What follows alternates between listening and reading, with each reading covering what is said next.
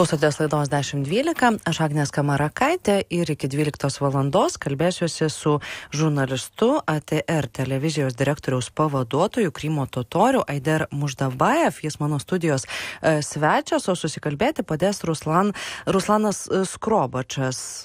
Aider, laba diena. Добрий день, вітаю всіх Labas diena, aš tai sveikinu visus Lietuvos radijos klausytojų ir ačiū už Ukrainos palaikymą.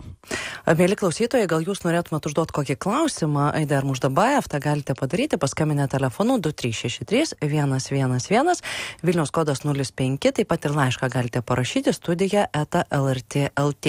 Daugiausia mūsų pokalbis suksis apie Krymą ir Krymo totorių situaciją, bet vis tiek pokalbį noriu pradėti nuo aktualijų, nuo situacijos, kad Vladimiras Putinas atleido gynybos ministrą Sergejų Šoigu ir jį keičia karinės patirties neturinčio ekonomistu Andrėjumi Belousovu. Kaip jūs tai vertinat, ką čia reiškia? На мою думку, mano manimui, tai yra stiprus žingsnis iš Rusijos diktatoriaus pusės ir jis duoda suprasti savo būtent pavaldiniams, kad karinėje sferoje vokti nereikia. Jis draudžia jiems praktiškai korupciją tame tarpe, kas liečia raketų, dronų gamybos ir tankų lėktuvų. Jis nori sustiprinti savo kariuomenę. Kiek tai irgi ženklas apie tai, kad, karas, visa ekonomika yra pervesta į karinį režimą, kad ekonomistui patikimas toks postas? Aš tai manau, kad jūs visiškai esate teisi, kad tai yra iš tiesų taip ir yra. Ir aš esu nustebęs, kad kažkas tai sako, kad tai yra labai silpnas sprendimas rusams, rusų teroristiniam reichui. Tai yra normalus, galingas sprendimas. Ir mes matome dabar, kada yra areštuojami Šoigu pavaldiniai. Aš manau, kad Šoigu nieks nepalies, bet jo žmonės, jie bus parodomai nubausti tam, kad visi kiti suprastum, kad Führeriui, Putinui kariuomenė ir karas tai yra jo principas, tai jam yra pagrindinis dalykas ir jis neleis niekam vokti būtent šitoje srityje.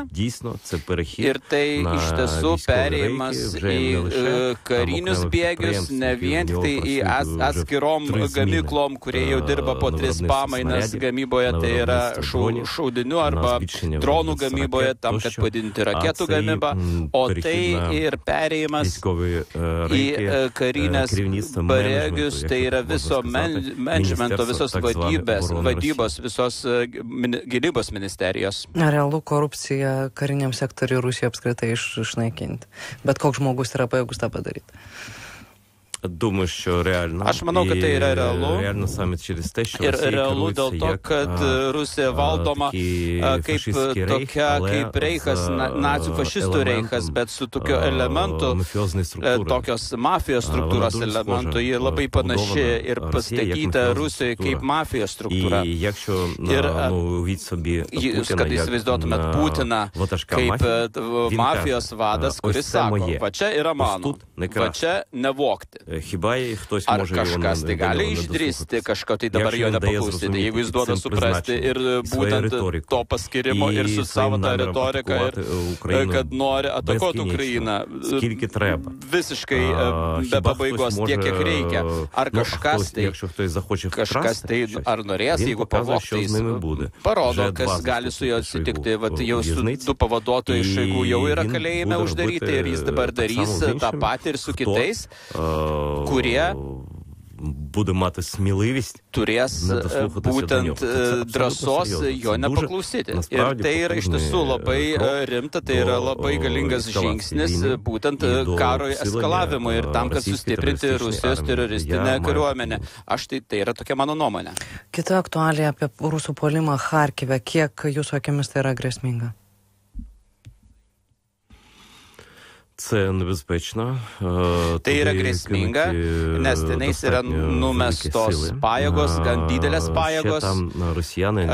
Kažkur tai tenais rusai, kaip ir visame fronte, jie turi neblogą logistiką, dėl to, kad iš vakarų yra raketų trūkumas, dėl to, kad buvo ilga pauzė tam, kad mes galėtumėm gauti ginkluotę iš vakarų, dėl to, kad šaudmenų trūkumas, o jie gali iš savo teritorijos privežti praktiškai be ribos karių, technikos karinės, šarvuočių ir tame tarpe, o Ukraina dar yra ribota, kad ji negali ir neturi teisės dėl sąlygų, vakarų partnerių sąlygų, jie negali mušti į Rusijos teritoriją ir užtat jie yra atsipalaidavę, jie visiškai normaliai ruošiasi ir užeina ir tiesiog užpuola ir užima teritorijas, permeta rezervus, bombarduoja viską, ką įmanoma. Ukraina kol kas neturi pakankamai aviacijos, net mažiau negu to pakaktų. Ir užtat jie visiškai jaučiasi, kad jie yra dangaus šeimininkai, jie būtent tas sunkias bombas paleidžia. Ir tokiu būdu jie naikina miestą po miesto, kaimą po kaimo. Ir praškai užeina į išdegintą žemę, va taip jie kariauja. Ir va tokia jų taktika reikia turėti visiems omeny, tame tarpe ir Lietuvai, nes čia iš tiesų būkime visi, įsivaizduokime visi, kad atstumai nuo vietos, kur mes esame dabar su jumis ir iki Baltarusijos sienos, praktiškai tai yra toks pasistumas kaip nuo Charkivo centro iki tų vietų, kur vyksta dabar karo veiksmai, apie ką aš kalbėjau dabar. O Ukrainos pasiruošimas kiek tokiam puolimui, čia kalbu ypač apie tas įtvirtinimus, kurie nepadaryti ir jūsų akimis, kodėl jie nepadaryti, čia kalbos irgi apie korupciją, čia galbūt suveikia, žodžiu, kokia jūsų versija, kodėl taip nutiko? Aš tai nesu karo ekspertas ir aš tai nesu gynybinių pastatų ekspertas, bet manau, kad tai viskas vyksta toje pilkoje zonoje, kai yra keletą kilometrų iki nuo priešo, žinant, kiek jie turi dronų, būtent žvalgybos dronų, bombardavimo dronų, kokių jie turi galimybių, būtent iš artilerijos pusės. Man tai iš vis yra labai taip abejotina, ar galima būtų iš vis tokiom sąlygom pasidėti galingą gynybą, kai virš tavęs kaba Rusijos dronai ir kai tu visiškai negali pakelti net galvos ir to labiau, kad panaudot sunkią techniką. Žinoma, tą galima daryti, bet tai galima daryti, kai yra tam tikras atstumas nuo sienos, bet tai prieš pat sieną tą daryti labai sudėtinga ir faktiškai kaip nuolat, jeigu tu kažką tai statai, tu nuolat, tave nuolat stebi, tu tiesiog matai virš savęs tą droną, o jie būtent ir duoda signalą artilerijai, kurie šauna apie 30-40 kilometrų ir tai net taip ir saugu. Ir dėl ko aš kalbu, kad visi pastatai, saugos pastatai, jų reikia statyti, kai dar nėra karštos karo fazos, o kai tu jau naudoji sunkią techniką karinę, kai tu labai greitai apkasus statai, gelžbetoninius, tu matai, kaip pas mus gan greitai daro kelius, kokios yra technologijos visoje Europoje ir visur. Kai tokias technologijas galima naudoti, panašias technologijas, kad galima betonuoti būtent pasienį ir Baltarusiją ir Rusiją. Aš kalbu dabar ir apie Lenkiją, ir apie Baltijos šalis, apie Lietuvą. Tai tą reikia daryti dabar, o nelaukti, kai prasidės apšaudymai ir kad jau būtent svediniai jau gali pasiekti tą vietą, jau niekas po to jų nepastatys, nes kai yra nuolat ugnyje, tai to negali padaryti. Tai aš nesu linkęs sakyti, oi, viskas yra prarasta, visi viską išvogė. Aš nemanau, kad tai yra tiesa. Žmonės nesigyvena, tiesiogiai gyvena ir jie jau buvo okupacijoje. Ir kad taip žiūrėtume į nuosavą saugumą, tai yra neįmanoma.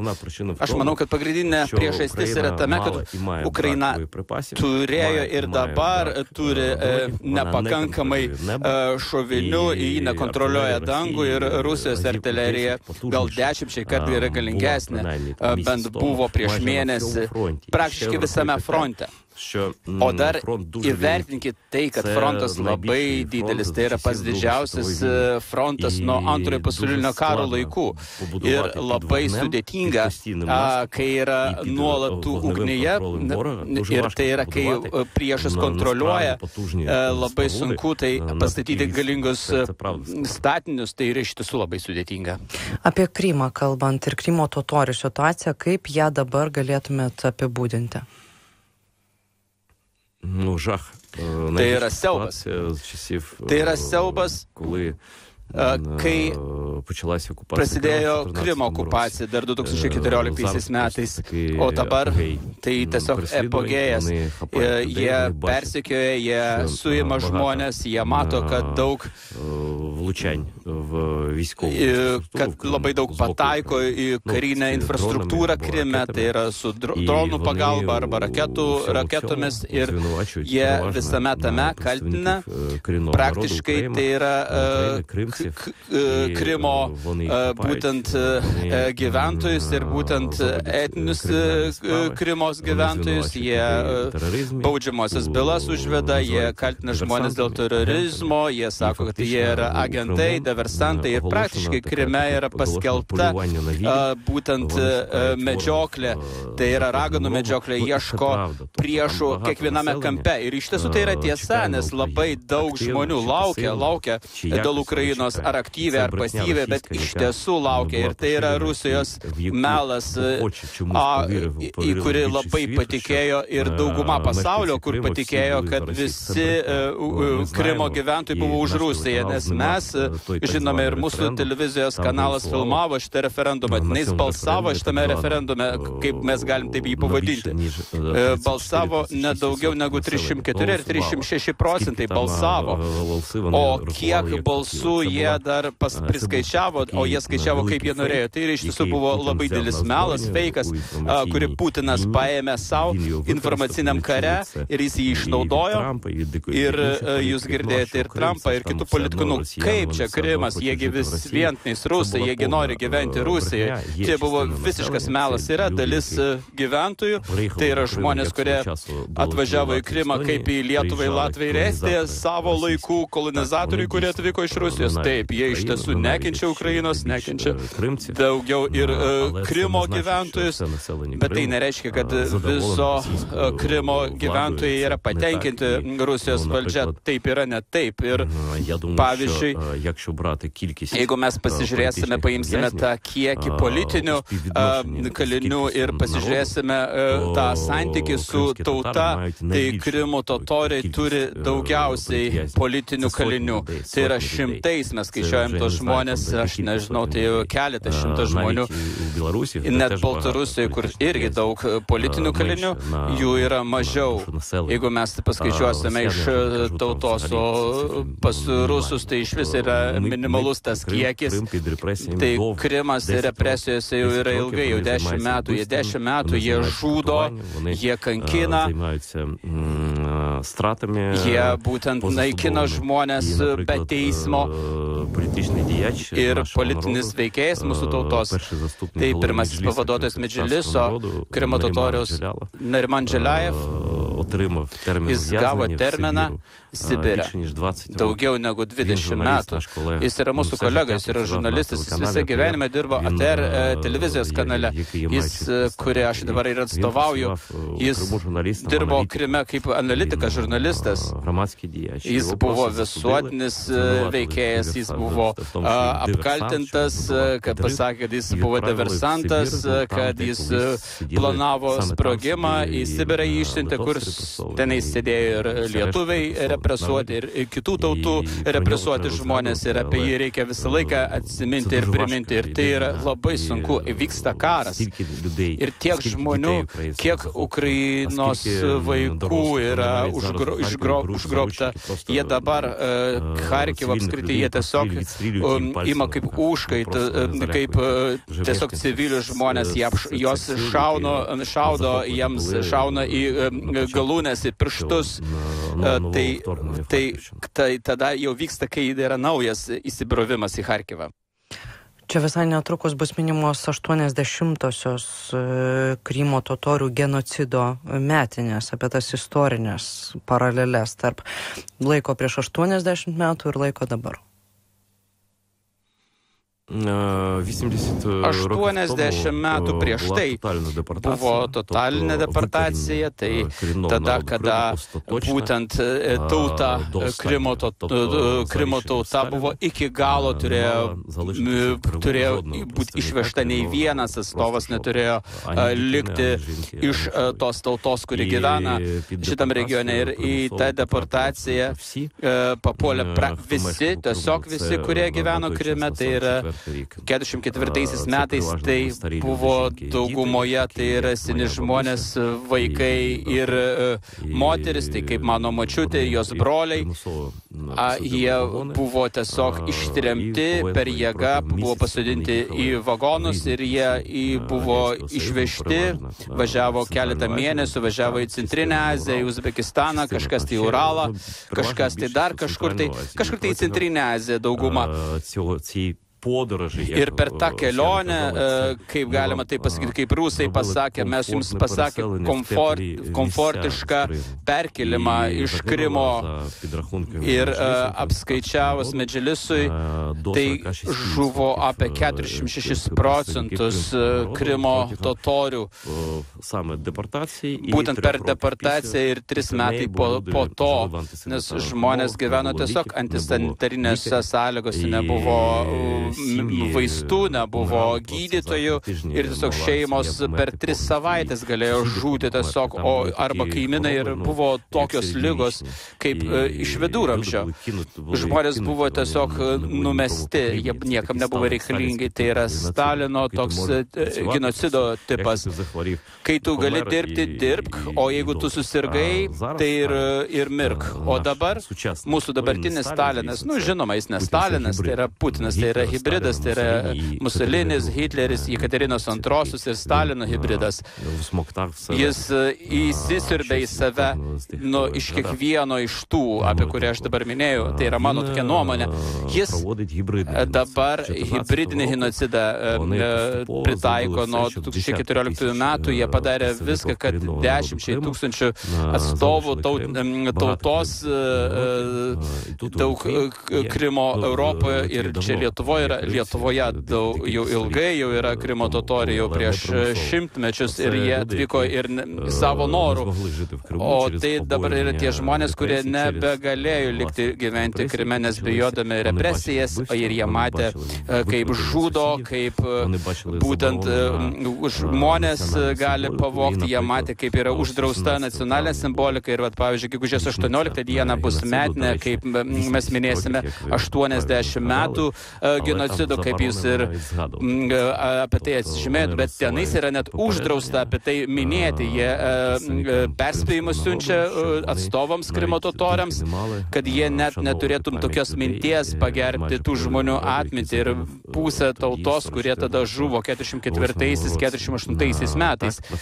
Taip dirba Rusija, jie naikina Krymo kalbą mokyklose, jie riboja viską, ką įmanoma riboti, jie žemina, ir kaip aš tai sakiau, ir jie nuolat ieško tų raganų, kas pirmas priešas ir kas pas jas pirmas priešas, tai žinoma Krymo totoriai, ir visais šimtmečiais tai buvo. Apie Krymo perspektyvas grąžinimo Ukrainai, kaip jūs jas matot? Kada ir kaip galėtų Krymas grįžti Ukrainai? jis galėtum grįžti į Ukrainą per keletą mėnesių. Reikėtum, kad Europos šalis turėtum politinę valią. Tai jeigu mes kalbame apie Rusiją, daug kam atrodo, kad Rusija tai yra kažkaip tai super galinga pasaulio valstybė, didžiausia, nors iš tiesų ji netokia ir didelė pagal savo didėjinę, didesnę negu pusę Afrikos kontinento. Ji tiesiog žemėlapė taip atrodo. O net geografiškai netokia didelė. Ir būtent gyventojų netiek neis yra daug. Ir gyventojai neis yra tokie, švelniai tariant, net tie, kurie gali taip ir gerai dirbti, bet Putinas turi daug pinigų tiesiog. Ir kol, nepaisant sankcijų, jis gali gauti daug pinigų, jis pirks savo karius Centrinėje Azijoje, Afrikoje. Jau Charkive buvo paimti Afrikos šalių atstovai. Mano pažįstamas, jis paėmė į nelaisvę iš Nepalo valstybės Donetskio regione. Rusų kariuomenė iš tiesų turi pakankamai daug potencialo ir šaudmenų, ir įrangos, ir viso kito. Ir turi galimybę jis kaip ir pirkti savų teroristų. Tai yra tiesiog tokių žmonių, kurie tiesiog eis žudyti už pinigus su mielu noru. Duok tik pinigus ir taip dirba. Ir pagrindinė problema, tai iš principo kariaujant su Putinu, kad jis turi pinigų, jis turi mega daug pinigų.